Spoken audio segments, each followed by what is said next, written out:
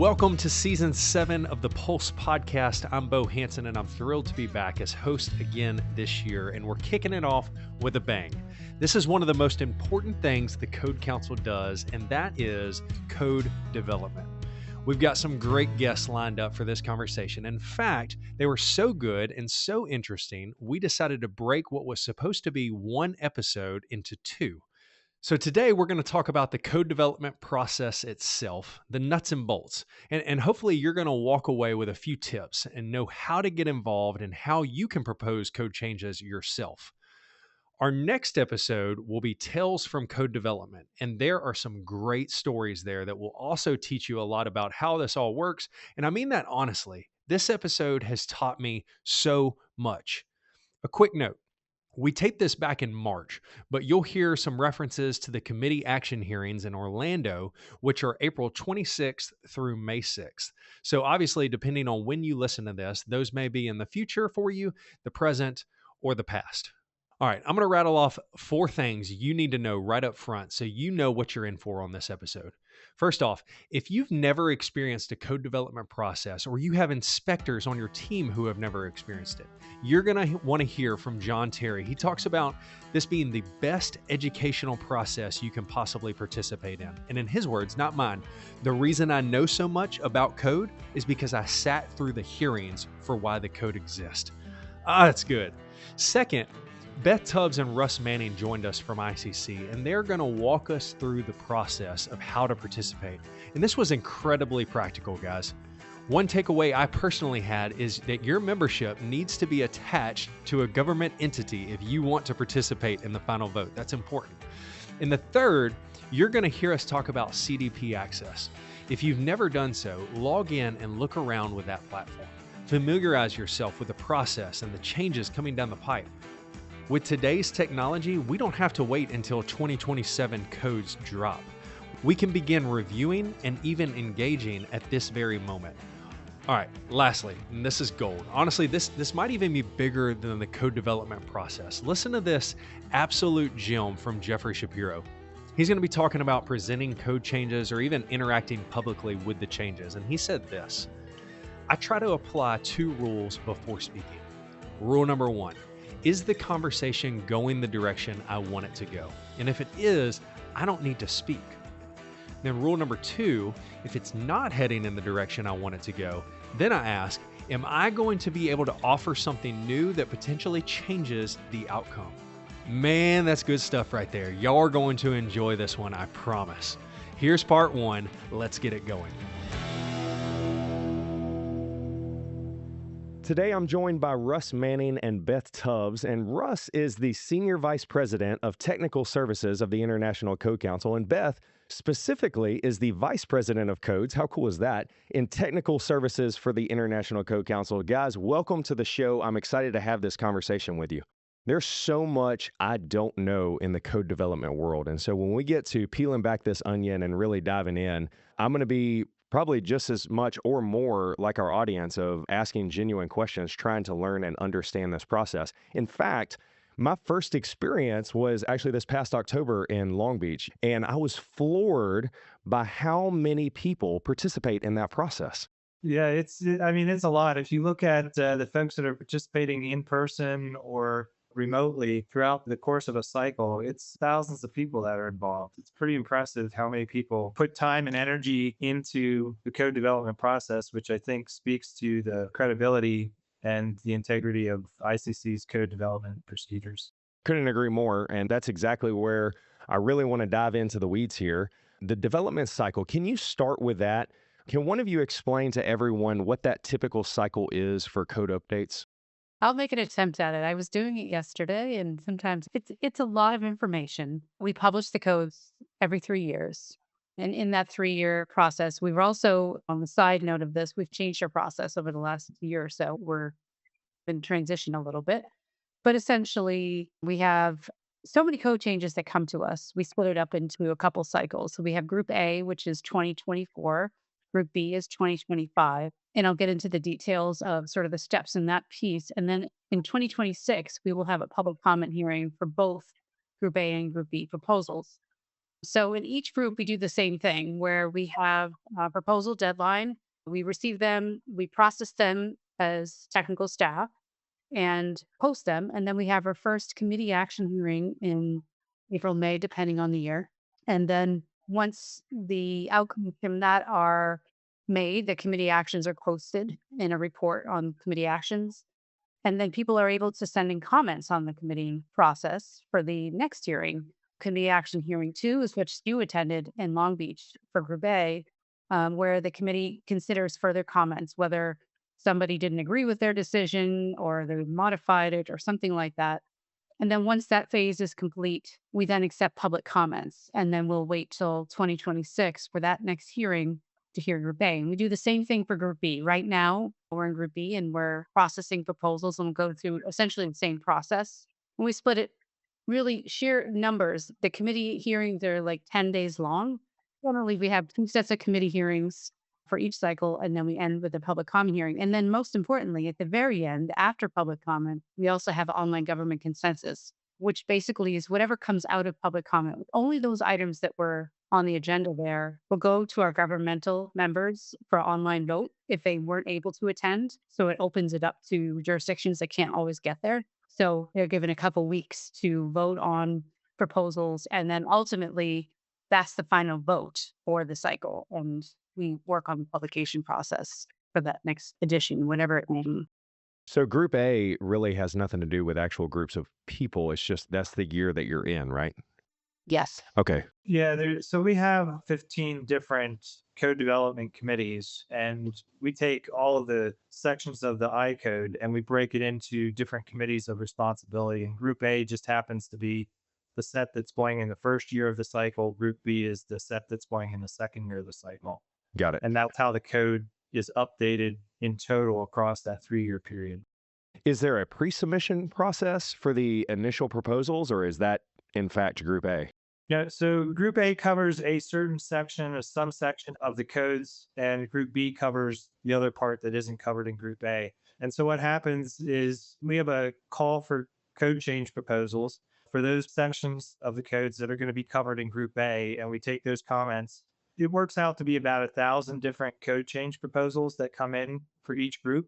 Once we get those 1,000 in, we handle those through the committee action hearing 1 and 2 in Group A. And then at the end of the first year of the cycle, we do another call for code change proposals that are relevant to the codes and sections of the codes that are going to be covered in Group B. So is it submitted through online portals, or is that the floor process, or is it both and? What exactly is that submission process? Basically, we have an online platform, cloud-based CDP Access, which manages all of that process. So they have to submit through CDP Access their proposals. Typically, January is the time when the Group A and B, when they have a deadline for submission. Any comments, any public comments, everything has to come through CDP Access. And then on our side, we process them through CDP Access, and then we post those proposals once they're processed. There's a lot behind the scenes that staff has, getting everything in the right order, making sure the format's okay, working with the proponents, new standards, things like that.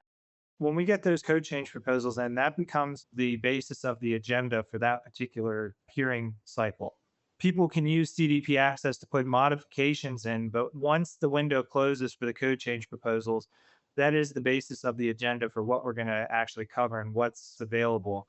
The only thing that people can do after that point is they can put in modifications, which essentially are suggested changes to the code change proposal that's on the agenda. So those public comments on the floor, that is all limited to what's already been submitted? Yes. Yeah. Okay. Speaking of the public comments, the voting, all of that, that was extremely entertaining for a first timer to see that process and some of the back and forth there. How long have you guys been doing this? 30 years. Things have changed a lot in 30 years. Back then, modifications were read to and things like that. But that's where I'm going with this question is, do you have a favorite memory when it comes to seeing this code adoption process? Does anything stick out to you? Oh, I mean, what's interesting sometimes at the hearings, the days are long and people can be pretty funny sometimes with their quicks. At one, they have all these different phrases that they will come up with, not ready for prime time, or sometimes they'll say, there's just so many things that come up to break the seriousness of it at times. I can't think of anything particular, but I do find it interesting to watch people argue pretty intensely and walk away and have dinner together, have a beer together, or whatever it is. It's a pretty interesting process. I also started understanding the different, I didn't 30 years ago, I didn't understand how all this stuff worked. And it took me a long time to figure out like, oh, that's why they're interested in this and why they're so focused on that. Yeah, I'm a little newer to it than Beth is. My background is predominantly coming from the owner's side for planning, design, construction, and operations. I think probably the best way to explain it was just jaw dropping. What actually goes on behind the scenes to make all of this come together. Yeah. And to Beth's point, it's the people are very passionate about what they do and the issues that they're bringing up, but there's also a ton of camaraderie. And the folks that have been doing it for a bunch of years, it's almost like a family reunion when the code hearings happen. That's what it seemed like. It seemed like these people were going at each other and a lot of the same guys back and forth on particular issues, but they all seemed to know each other and more so respect each other, which was interesting to watch, like y'all were saying. It's an actual real consensus process that works. Yeah. I mean, it's like you said, they're passionate about what they're doing, but they also respect the fact that they're coming at it with the right intent. And it's about, at the end of the day, providing the best safety codes that we can, model codes that we can for the built environment. Absolutely. Beth, you're the vice president of codes. Again, what a cool title that you have there. And so your role versus what my role could be as, some nobody building official in Texas, how can we work together to kind of help this whole process continue? It's a good point. You brought up the fact that you saw there was a lot of people testifying. Admittedly, there used to be a lot more people testifying than there is now because the world has become busier, a little harder to get to some of these things. But we would love the younger generation to take interest in this more, and we're starting to see a little bit of that, the more energy. And I think for me in this business overall, like I said, in the beginning, I didn't quite understand what I had signed up for. But over time, it gave me a real sense of purpose. Like I am actually affecting quietly, affecting the safety of so many people, getting that energy. And it's kind of preventative, if you will. So you don't look like the hero running in to save everyone, but getting more people involved, and because it's really important. And it is important for the more consistent we make the ICOs and that they get not just in the US, but outside the US. Like Saudi Arabia uses our building codes and things like that. The more consistent we are, it makes it easier for people to design across borders and just state borders if they use these codes more consistently. I don't know, looking at it from that perspective, we'd love more people to be involved and understand how it's bigger picture issues that really make a difference. Yeah, anybody can be involved. I think that's one of the things that makes our code development process so unique and really what I would consider the gold standard globally in model code development. We've got hundreds of folks literally that participate in our committees. We have additionally hundreds of folks, if you count the folks that are voting online through the online government consensus vote, we're up in the thousands that are participating. Granted, most of the participation is from the US, but we do have international components. We have members of our committee that are coming in from other countries around the world. I had to go look at some stats to make sure I get it right. But to Beth's point, I think for somebody that's interested in making a difference in the world, you may not be out in front and in the limelight, but what the codes touch globally is almost 2 billion people from the built environment standpoint, whether that's, the buildings they work in, whether it's the buildings they live in, whether it's the buildings they're out eating dinner in, whatever the case is, the healthcare facilities that they're getting their care in.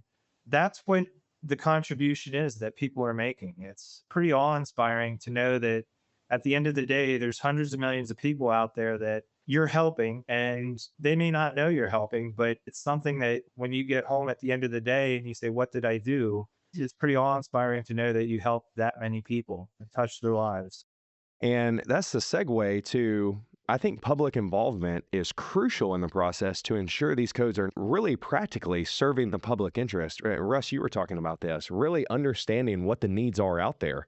Obviously, we're enhancing safety, resiliency, et cetera, those things, but there are so many things that the field, the contractors actually doing the work, need to provide input on so that we can continue to improve these codes and standards. So from y'all's perspective, with that in mind, How have you seen the process becoming not only more transparent, but also accessible to your average inspector or contractor out there? I mean, International Code Council has taken tremendous strides. You talk about the online platform and everybody can log on and submit changes there. But what are some other things that y'all have seen that ICC has done to allow people more accessibility to be a part of this process? Right. A couple things that come to mind. At the hearings, you see the committees at the front. Those are the code development committees. We also have other types of committees that allow involvement even before the code process even begins the hearings. We have code action committees that are focused on building, fire, sustainable and high performance building, energy, and plumbing, mechanical, fuel gas. The purpose of those committees is to look at the code, see what kind of code changes might be necessary, and they draft up code changes and send them through the process. And part of that is they have a following of interested parties, which involves a lot of code officials, a lot of industry, and there's a lot of collaboration that is able to happen at that point. In fact, I feel like with some of these, even the Fire Code Action Committee, for instance, is a very busy committee. I think a lot of people just tune in, code officials, to see what's going on because a lot of the most current issues, whether it's energy storage systems or photovoltaics or flammable refrigerant, come along, they're going to hear kind of what people are seeing. And I also feel like one of the focuses that we have in our process, unique to other standards developers, is that we're focused on what the jurisdictions need from a practical standpoint, enforceability. And contractors need that too, because it helps them actually do the daily things they have to do. In a lot of ways, what we have in our documents is sort of the triggering when you need to do things. We also get into how, but it's really has that focus or component that's focused on what a jurisdiction needs to be able to actually enforce the code. What really makes this work is the involvement from the committee members and from the interested parties and the participants that are at the code hearings and testifying. To your point, anybody can attend, and we do have people from all over the spectrum. Obviously, there's a lot of folks that are coming from the architectural engineering, construction, and operations and maintenance side of the house because that's a big part of the built environment. But occasionally, we do have some lawyers that show up and they participate. We'll let anybody participate that wants to come in.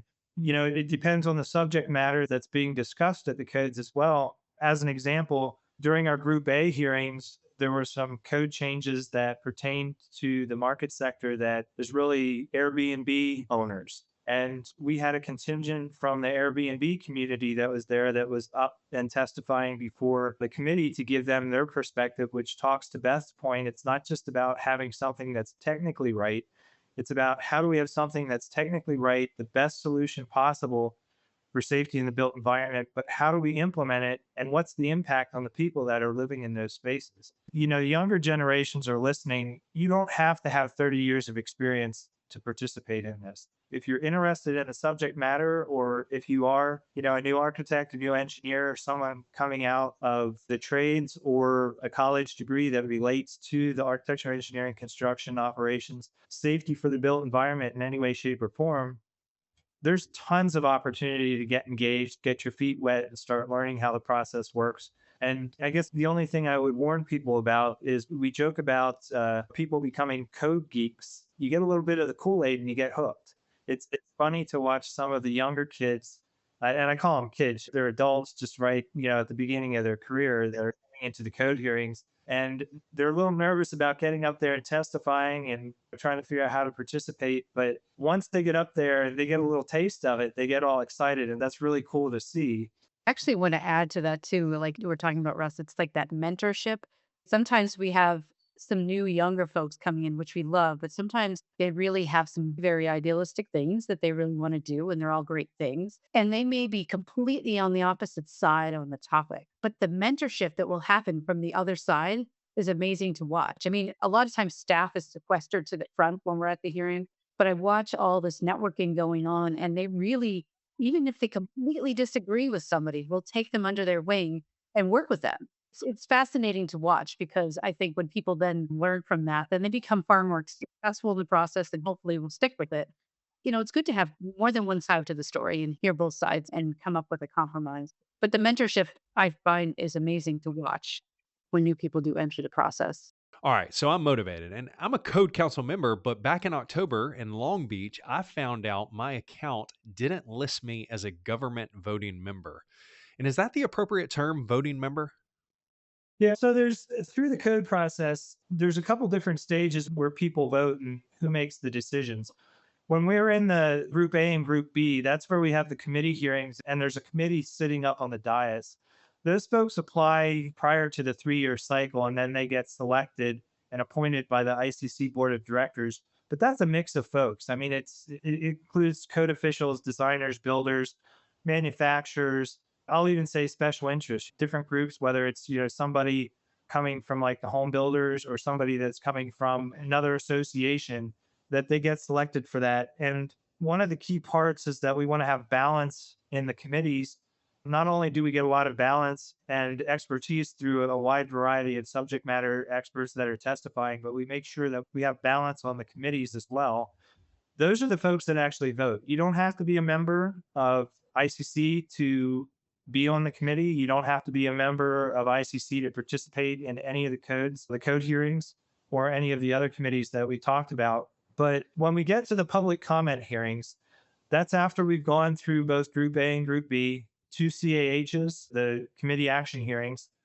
Once we get to the public comment hearings, then the people that are voting, now again, anybody can participate. You don't have to be a member, but the people that are voting are government members. So at the end of the day, in order to vote, to answer your specific question, you do have to be a member and you have to be in a position where you're a government entity or functioning in a government entity. And that's one of the things, there's a lot of things that we pride our process on, the open and transparency piece that you're talking about. Like you said, I mean, you can watch the hearings going back 3 cycles, which essentially is almost a decade now. But at the end of the process, while we've had input from the committees, and those committees essentially are giving a recommended thumbs up or thumbs down to the code change proposal to include all the modifications that we've talked through and approved, at the end of the day, to remove bias from the process, we want people that don't have a financial interest in the outcome of the code. And so that's why at the end of the day, the government officials get to make the final decision on whether the code change proposal gets added to the codes or does not. Got it. So what would you recommend to our audience, someone like myself, to get involved right now? What do you think is the best thing, the best actionable step or tip that you could give someone like myself? Besides the code committees, we also have membership committees. And I think for somebody, in your particular situation where you are a code official, I would certainly encourage you to become a member of ICC. The individual memberships are less than, I think they're around $200. And there's a lot of benefits that you get from that membership at the end of the day, to include access to free code opinions. Another part of technical services is I have a team of experts that literally are dedicated to answering phone calls and submissions online where people have specific questions about a particular section of the code. And that includes, why is it this way? How do I interpret it? Whatever the case is.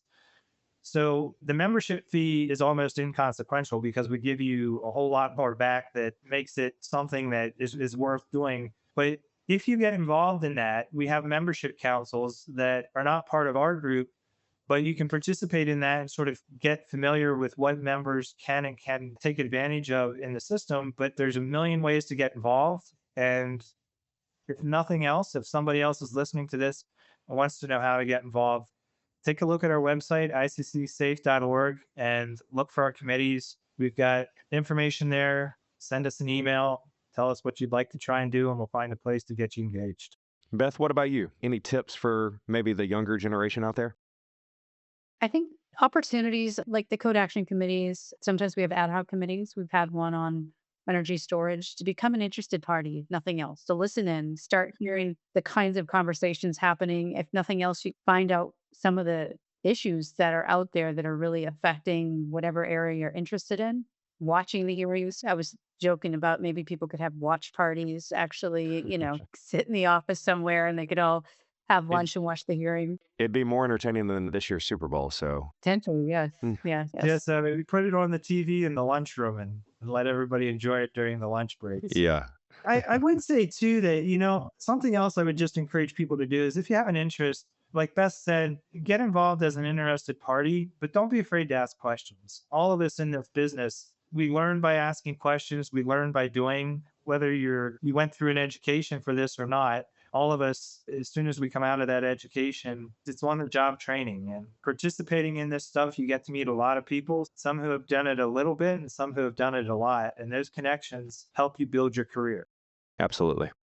I also want to add too, maybe one of the things too is really try to come with an open mind as possible, because there's some people in our process that they have maybe different approaches, but you learn so much when you come up with an open mind and the perspective and the history that they're trying to share.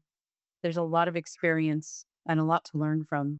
I keep saying that this is a consensus process that actually works. There's a lot of examples we could go through, and I don't want to go down that rabbit hole of consensus areas that don't work and people end up fighting all the time. But I think that's the one thing that amazes me about this the most is people may disagree and they may passionately disagree, but at the end of the day, this process brings them together. They have a dialogue and it gives us a platform to professionally come to a consensus-based model code that is the best possible product we can produce. Beth and Russ, thank you guys so much. You mentioned the creation of the Code Council, and my next guest is someone who was actually around as that unfolded. Jeffrey Shapiro is a licensed engineer and also a fellow of the Society of Fire Protection Engineers. He's a longtime participant in the code process and was instrumental in the adoption of codes regarding residential fire sprinklers. Fascinating stuff there, and we're going to hear a lot about that in our next episode. But first, Jeffrey, welcome to the show. How long have you participated in the code development process? And then next, why is the code development process so important to you? I started using codes directly when I went to Fort Worth in 1982. And that was actually where I met a couple of mentors of mine who brought me into the code development process, but I actually didn't get actively involved into the national codes until 1988 when I joined the staff of ICBO, which is legacy organization to ICC, running their fire code process. Why is the code development process so important to you? I've heard the saying that the reason we have a code development process is because the code is never done. There are always things that are changing that we have to react. And code is not a one-size-fits-all document. There's only so many pages in the document, but there are many things that are done in society that are beyond what the code may contemplate today.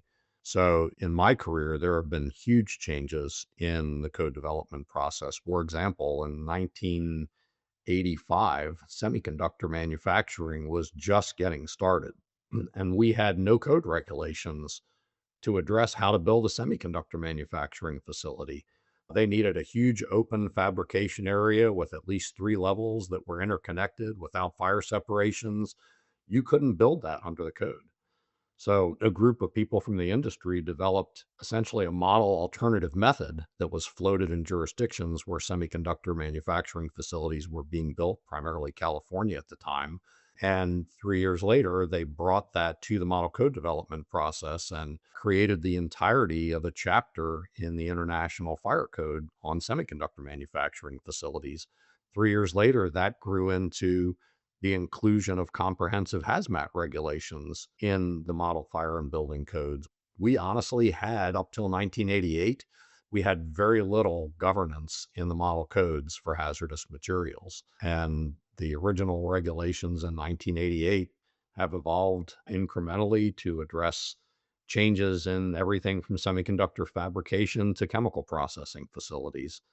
And we've given businesses the ability to continue doing things that they need to do to serve society, and at the same time do them in a manner that is considered to be safe by the model codes.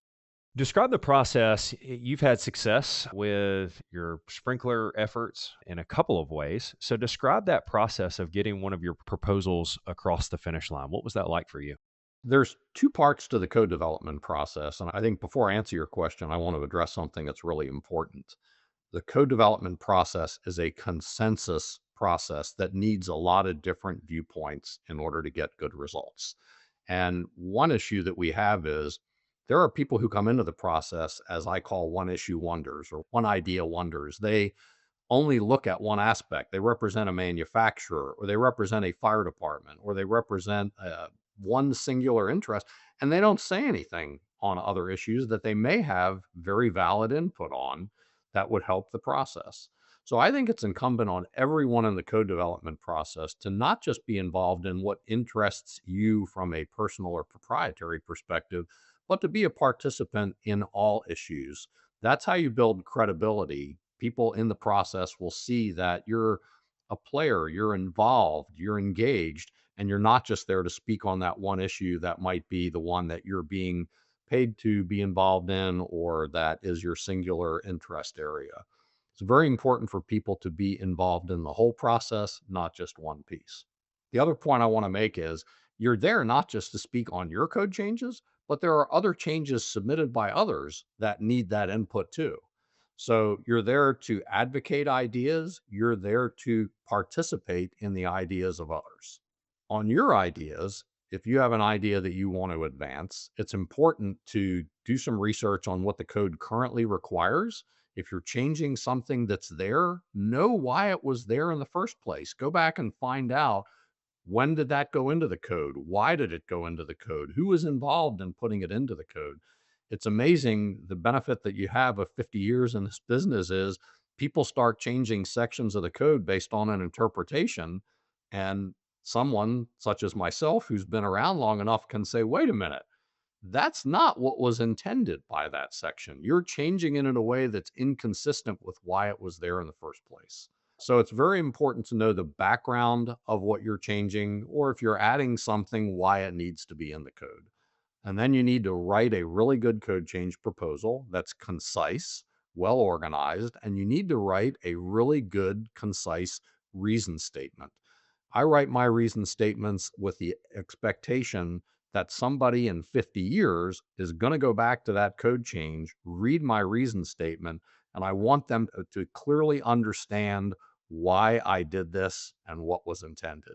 And that is lacking in a lot of the very old code text that we have that goes back to the time before computers when we were writing codes with typewriters or on word processors. So I think it's really important to clearly express your intent in a concise way that people can read quickly, understand why you're doing what you're doing. And then when it comes to testifying at a code development hearing, talk to people in advance. Make sure you know where people are coming from. Identify who supports you, who might oppose you. Understand why people might oppose you, and see if there's a way that you can fix that to get them to become a supporter. As a collaborative process, I've found that many times someone who opposed my code change proposal opposed it because of something that I wasn't necessarily intending to affect.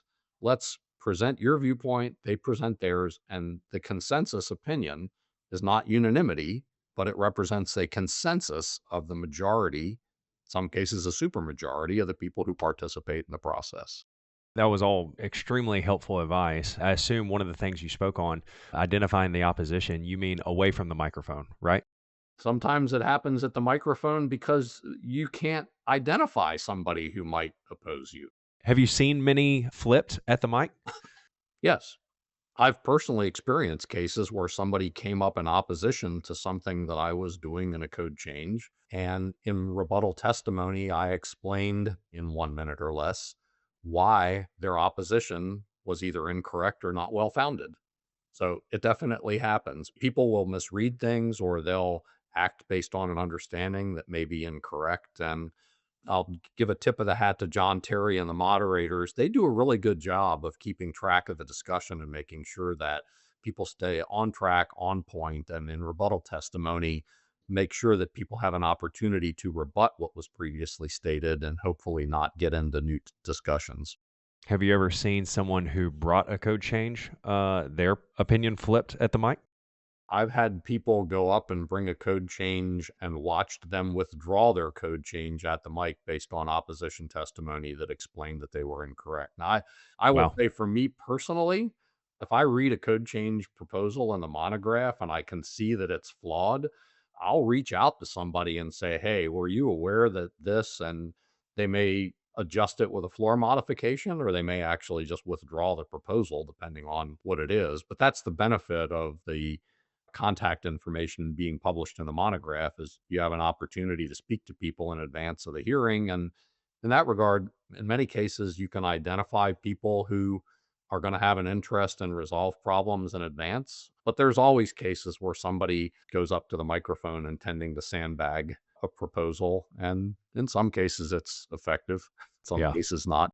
I'll tell you, I've been a little bit, I don't know if timid is the right word. I'm not a very timid person. I'm pretty extroverted, but I guess just I've learned to listen twice as much as I speak.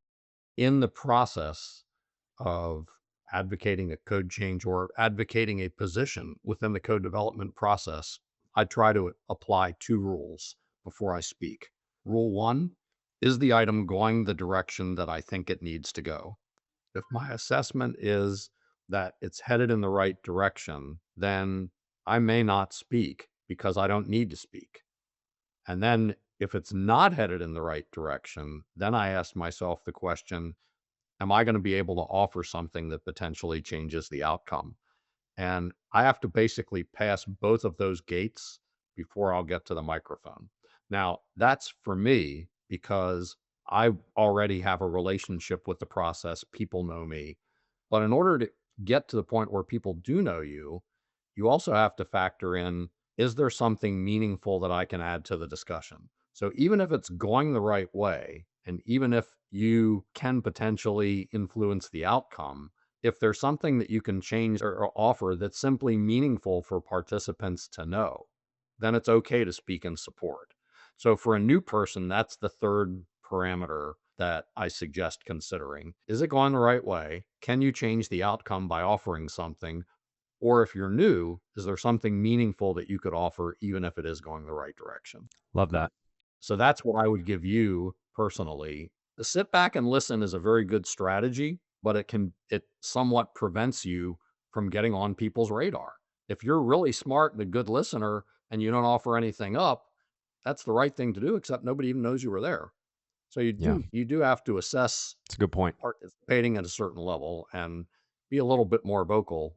If it's not intimidation that's bothering you, if it's simply you don't want to be too overt in your participation, then titrate it in a way where you make good comments when they're well placed.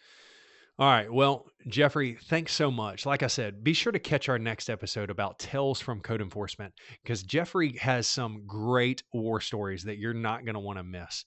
In our interview, Jeffrey mentioned John Terry, and it just so happens he's joining us in a bit. But first, here's a message from today's sponsor, 4Leaf. 4Leaf, a proud sponsor of the International Code Council, is pleased to announce its full-service Code Enforcement Division. 4Leaf code officers have expertise in developing and providing standard operating procedures, staffing solutions, program development and analysis, community outreach, and they're known nationally for providing training for new and existing staff on a variety of code enforcement topics. If you're looking to join a fast-growing and dynamic organization, please visit at 4leafinc.com or email careers@4leafinc.com. That's 4leafinc.com for more information. 4Leaf, building partnerships since 1999.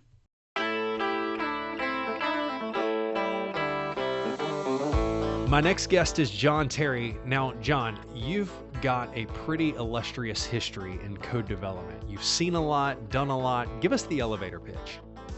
All right. I worked for the state of New Jersey, Department of Community Affairs, Division of Codes and Standards, for 33 years.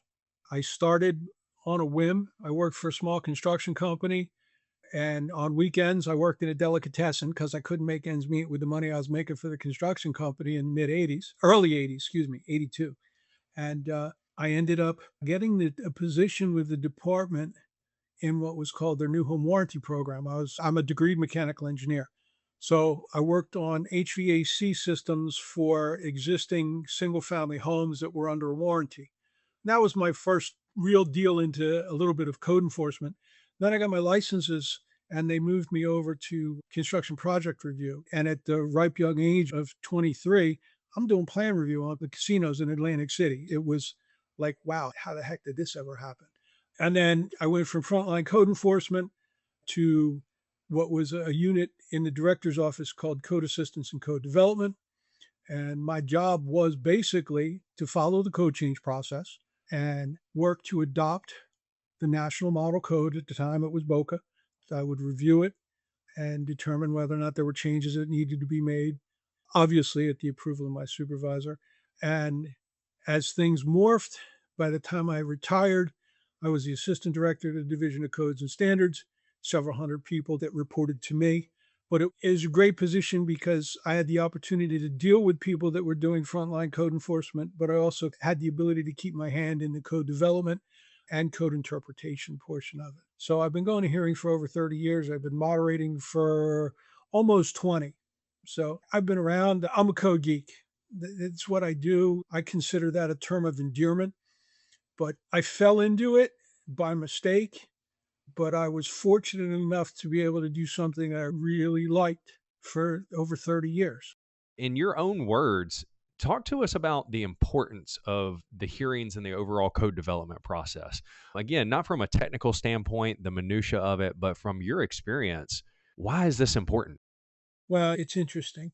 From a professional standpoint, as I said, I work for the state of New Jersey.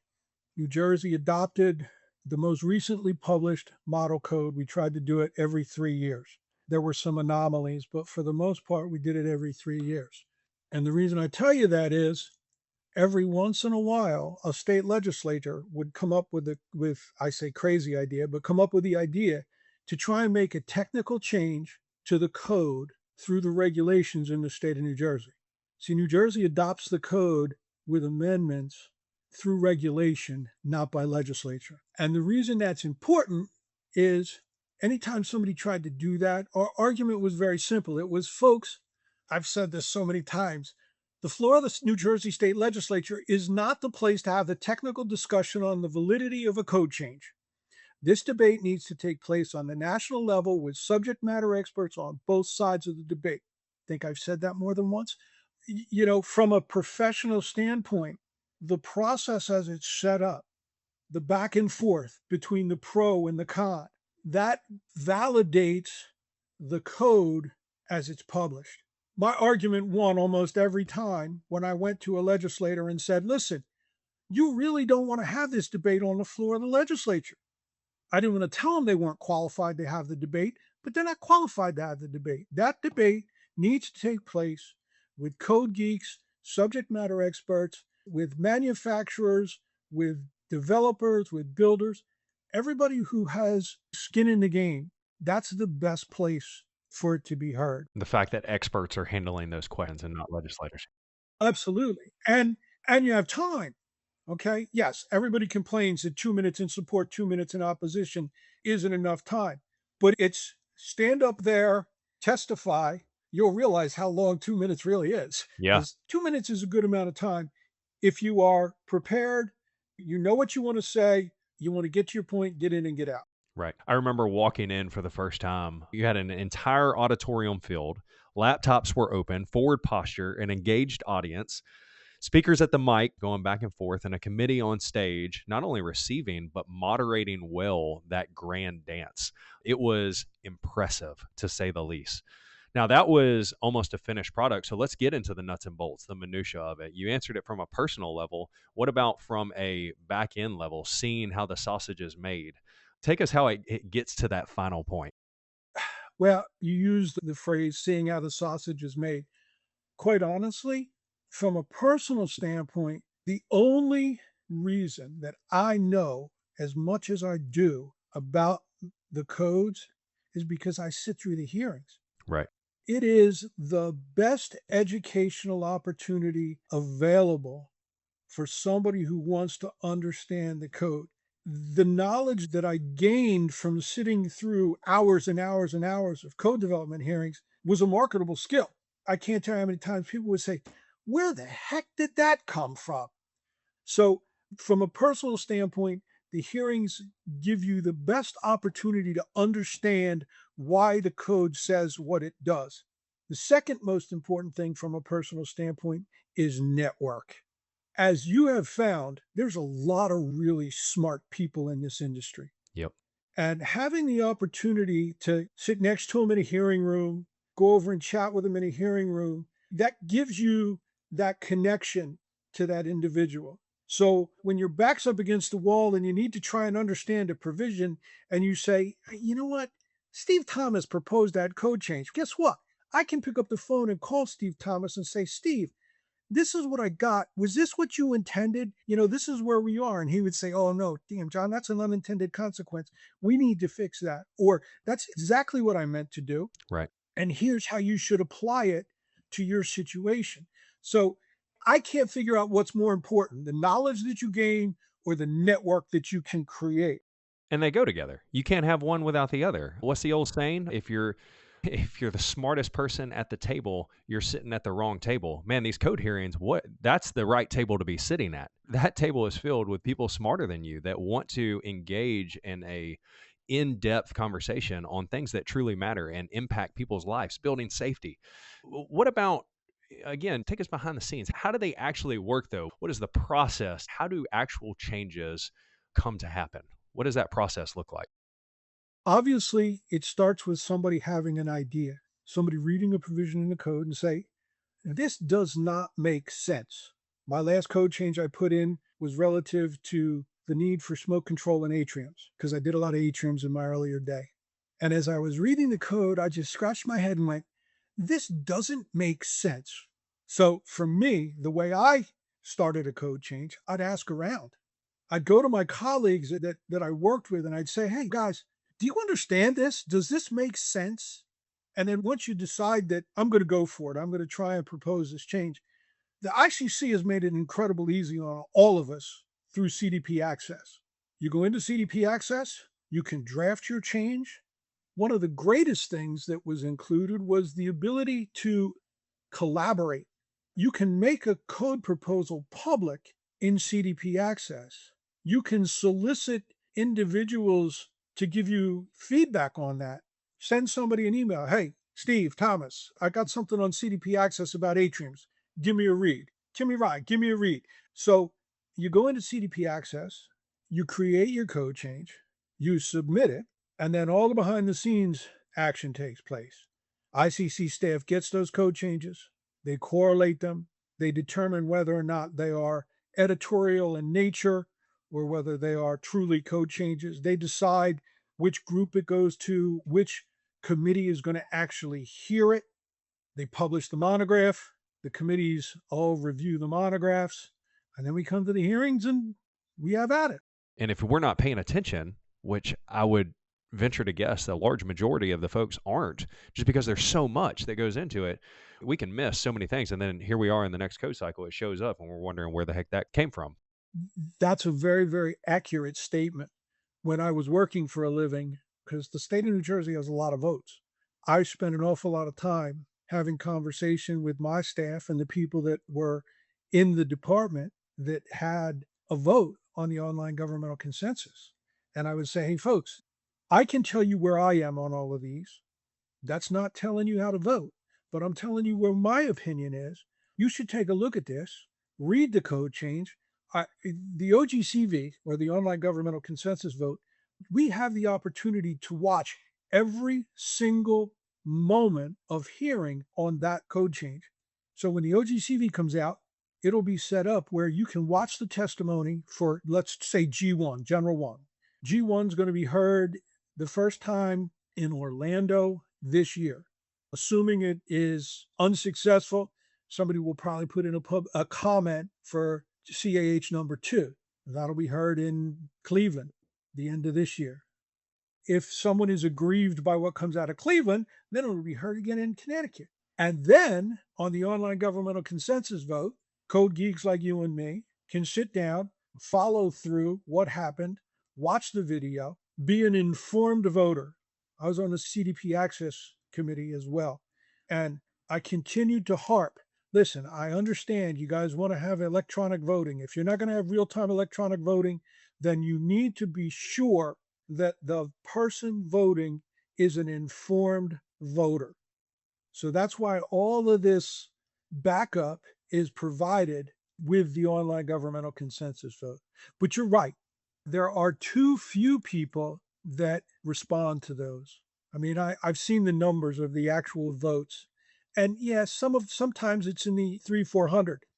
Grand scheme of things, my friend, 300 or 400 people should not be the only people that are making the decision on these important code changes. And it sticks in my craw. There just isn't enough interest. I'll take it a step further. You're talking about code officials. What about the contractors? What about the field? Getting them to buy into where they care. I'd like to see the percentage breakdown of how many folks speaking in these hearings and having strong opinions. Yes, there are code geeks, but probably the vast majority of them, if not the entirety of them, are code officials. Not completely, but because I have a very Largely. good friend who is a retired developer who was on the general committee. Right. But he's going on his own dime because he's not a governmental member. Right.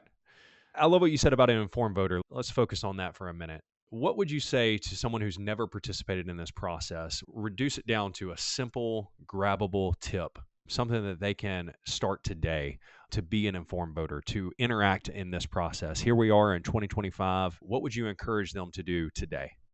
Go to your boss and ask to go to the hearings. Be there. It's that simple. Yeah. If you want to be informed, you need to have your fanny in the seat. Yeah. Do you see improvements in the digital age, and especially with all the incredible products that are rolling out? Have you seen improvements and opportunities for folks who maybe just, their municipality doesn't have the budget to send them to Cleveland or wherever it may be? More cost-effective ways to get involved? To some degree, yes. First and foremost, the most important thing that ICC did years ago was they made the hearings webcast. Yeah. So, fine.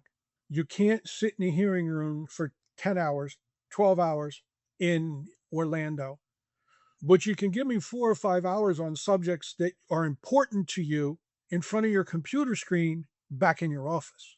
So that opportunity is incredible. Let's talk about how to actually go about submitting a solid code proposal. How much burden is on that individual to really come prepared and develop a sound argument? I think the onus is really on the person proposing the change to be prepared. When I was proposing code changes, I was actually pretty successful. But when I was proposing code changes, I always had little bullet points that I wanted to make in my testimony. I made sure that any code change that I put forward was something that I felt strongly about. Those little minuscule change this word to that word, you know what? That's not the best code change to start with. Take something that means something to you that you're having a problem with. Collaborate, talk to others, try and figure out the best way. If you have to explain what you're trying to do, you probably haven't done a very good job with the proposed language. Sure. The ICC, through Council Policy 28, has now really pushed the cost-benefit analysis. And that's something that I'm seeing a lot of people leave to the last minute. And they do a kind of a haphazard, this is the financial impact of my proposal. If the committee disagrees with your statements in the cost impact statement, they can question you on that. And I see a lot of people with that blank stare. In your cost impact, you said this is not going to cost any more money than the code as it exists. Can you explain that? And you get that, oh crap, somebody saw that. So you need to be prepared for any question that can come at you. When my staff was going to propose a code change, I always said to them, you need to be the smartest person in the room on that subject matter. Fine line between confidence and arrogance, walk that line. Yeah. But you need to be confident on that subject matter. If somebody asks you a question, bang, you need to respond to it because you need to have thought out all the possible things that can come up with this. Collaborate, but I guess be prepared is probably more important. Be ready to go because these committee guys, they've studied your code change and there's some really bright people that ready are to pop back. Oh, absolutely. If you say you're proposing something to the International Residential Code, there's 3 or 4 developers on that committee. If you're going to say it's not going to cost anything, these guys are the ones that they got skin in the game. They're the ones that are going to have to pay. So if you say it doesn't have any cost impact, they want to know why. And guys, we're going to kind of leave you hanging on this one because like I said earlier, the next episode is all about code enforcement. You're going to hear some great stories from John, Jeffrey Shapiro, and others about how some staples in the current codes came to be, and get even more tips about how to navigate and work within the code development process. And of course, if you want to learn more about code development, just visit iccsafe.org/code-development. Again, that's iccsafe.org/code-development. Also, get logged into CDP Access and spend some time just clicking around and reading the great material already at your disposal. Until then, in these knowledge-driven conversations that we get to be a part of every single day, people don't care how much we know until they know how much we care. So let's be quick to listen, slow to speak, and I'll meet you back here next time on ICC's Pulse Podcast.